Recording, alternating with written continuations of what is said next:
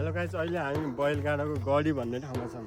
यहाँ चाहिँ पृथ्वीनारायण सागरले पहिला एकीकरण गर्दाखेरि युद्ध लड्ने चाहिँ स्थान हो। यहाँ हेर्न सक्छौँ, यता देखाउन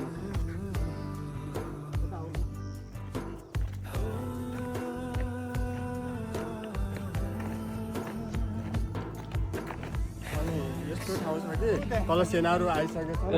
प्रतिपक्ष उहाँले हामीले हान्यो भनेपछि पृथ्वीनारायण शाहको मूर्ति पनि छ त्यहाँ। यो दुलोबाट हान्न सक्छौँ।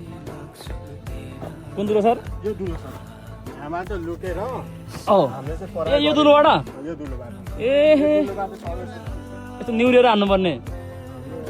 विपक्षहरूलाई चाहिँ यसरी हान्ने उहाँले हेर्नु यो दुईवटा रुख यो रुखको छतमा बेलाको रुख हो क्या यो। ऊ बेला उर्को है शताब्दीमा अगाडिको उर्कोहरू हो यो। यस्तो सबै चारैतिर ढिलाहरू छ छ छ ए त्यतिखेर यो सबै यो गन छिराउनेवाला होइन, यो बन्दुक छिराउनेवाला तोपहरू यो त डेन्जर, यो डेन्जर छ।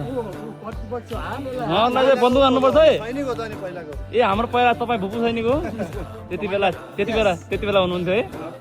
ए ठिक छ, यो चाहिँ हाम्रो यो दुलो के अरे यो गढीमा भएका दुलाहरू चाहिँ हाम्रो ऊ हुन्। अनि तपाईँलाई के लाग्छ यो चाहिँ बबाले जस्तो लाग्यो? तपाईँले जे होस् मलाई